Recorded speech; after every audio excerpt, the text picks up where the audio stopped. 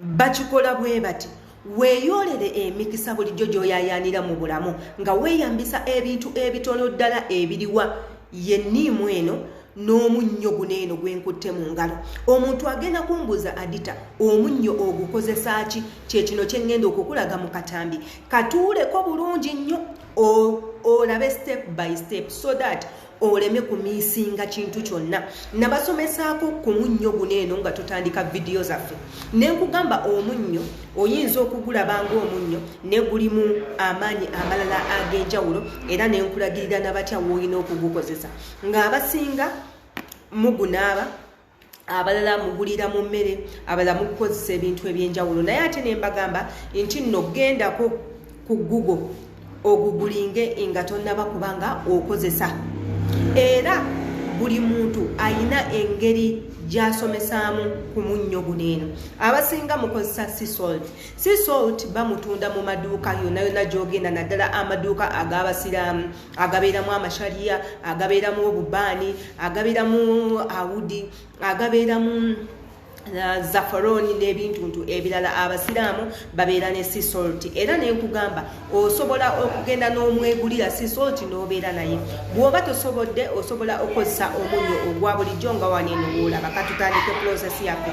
Igwe kwata omunnyo okwate enniimu yo ogikamule obeere ng'okuuta mu ngalo bw'oti. Kuuta mu ngalo nga boyogererako buli kimu ky'oyagala, ebisiraani, entwe, buli kimu ky'owulira mu bulamu ky'oyagala okwegobako, amajini, ebiteega, ebidandi, olutwe, obutaganja, obutayagalibwa, obutafuna, byonna obeere nga obikuuta ng'okuutisa munnyo guno eno. Nga bw'ondaba wano, olaba kino ekibatu, kuuta supu yenna omukamule obeere ng'omukuuta nga bw'olaba nkola. Okuute enniimu eno osobola okugisalamu ebitundu bibiri. Bw'oba oyagala gisalamu ebitundu bibiri, bw'oba toyagala osobola just okuteekamu ekituli amazzi ago ne gabeera nga gakuyigi. Okuute then w'omaliriza obeere nga olwabinga engalo zo bw'oti nga nze bwenkoze weeyiseeko mu feesi ng'ebyo byonna obikoze. Tugenda baterawo obutambi obulala obusomesa ku nniimu eno n'omunnyo okakase ku ki kye twogerako.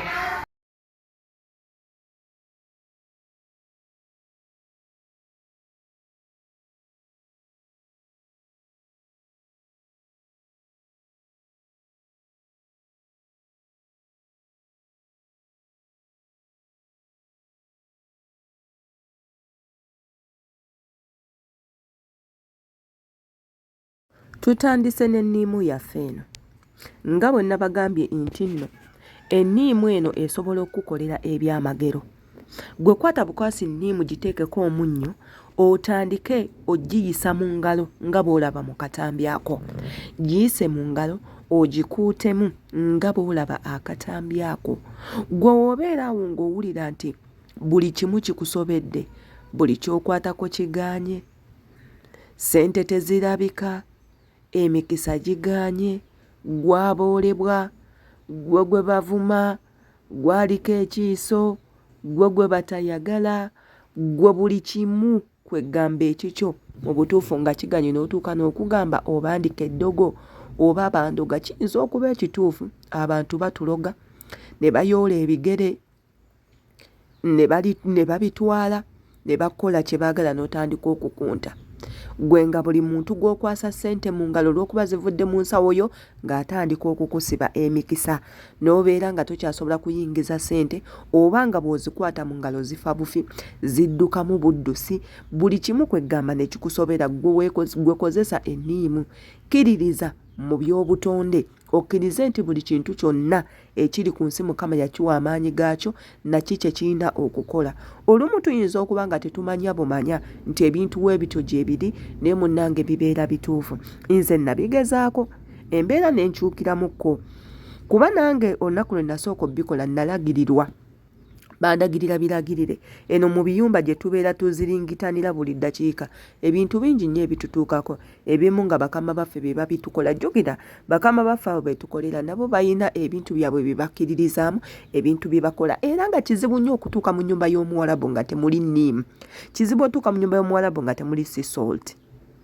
kansuubire mwenna mutegedde engeri gye bakozesaamu enniimu n'omunnyo. Kansuubire nti buli omu ategedde engeri gy'olina okukozesaamu enniimu n'omunnyo. Saagala muntu kuvayo commentinga nti Adita saategedde, Adita babikozesa batya, Adita enkole ntya, Adita wakikola otya, Adita kiki, Adita bino imbateereddewo akatambi nga mbalaga enkozesa. Era ne mbagamba nti nno bannange enniimu eno woba ogikutte gisalemu emirundi 2 ogikutulemu. Okwate omunnyo oginyikemu otandike okukuuta mu ngalo zo. Kuuta emirundi gyonna gy'oyagala. It's okay, tekiriiko nti nno okuuse gumu oba 2. Gwe kuuta emirundi gyonna gy'oyagala nga weeteolooza mu kibatu kyo nga nze bwe ndi mu kukola. Tolooza ekibatu kyo nga nze bwe ndi mu kukola oba nga we walabye akatambi kale.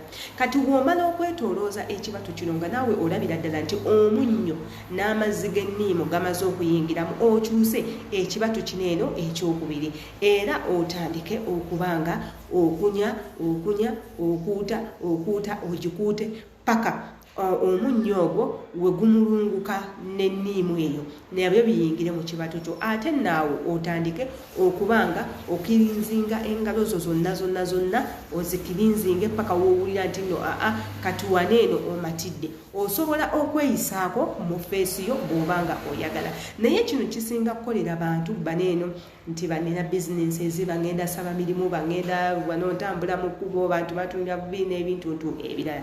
Era ne mbagamba nti bannange buli kintu kyonna ky'olaba ku nsi Katonda kye yatonda kirina amaanyi gaakyo, kirina kye bayita inner powers. Era y'ensonga lwaki ekifuba we kikuluma okwata enniimu eno n'onywa amazzi gaayo ng'otaddemu omunnyo, ekifuba ekyo ne kikutuka. Olowooza lwaki?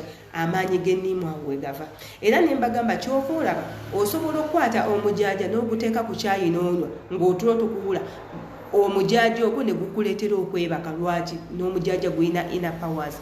Osobola okukwata ebbombo erimwe abawunya enkwawa, abawunya ebisu, abawunya ebitundu by'ekyama n'olikunya n'olitawaaza oba n'olinaaba, olusolwo ne lugenda, n'eyo inner powers. Naago maanyi agali mu ekyo ky'oba okozesezza. Era ne mbagamba nti nno bannange lino eno si ddogo.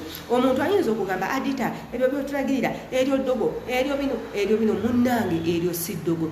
Nabagamba nti nno ekintu kyonna ky'oba okoze ng'okikozenga ggwe ku lulwo, nga tolina muntu yenna gw'olumiza, tolina gw'ogenda kutta, tolina gw'oli mu kuseketterera, tolina gw'oli mu kuteekako bisiraani, tolina gw'oli mu kuteekako mugigo, tolina gw'oteekako kintu kyonna kikyamu oba toloze. Ate era ne woba ogamba nti ogenda kuloga oli mu kweroga wekka. So saagala mugambe nti ate bannange ate bino ate era muleme gamba nti saabagamba. Yenze Sheila Adita olowooza ki ku kino? Era nkusaba nga tonnaba kukozesa akantu ako ke nkugambye, genda ku Google ogugulinge enniimu n'omunnyo bikola ki. Bw'omaliriza olyoke otandike obikozesa. Ate era twesange mu comment section awo wansi imbagala nnyo.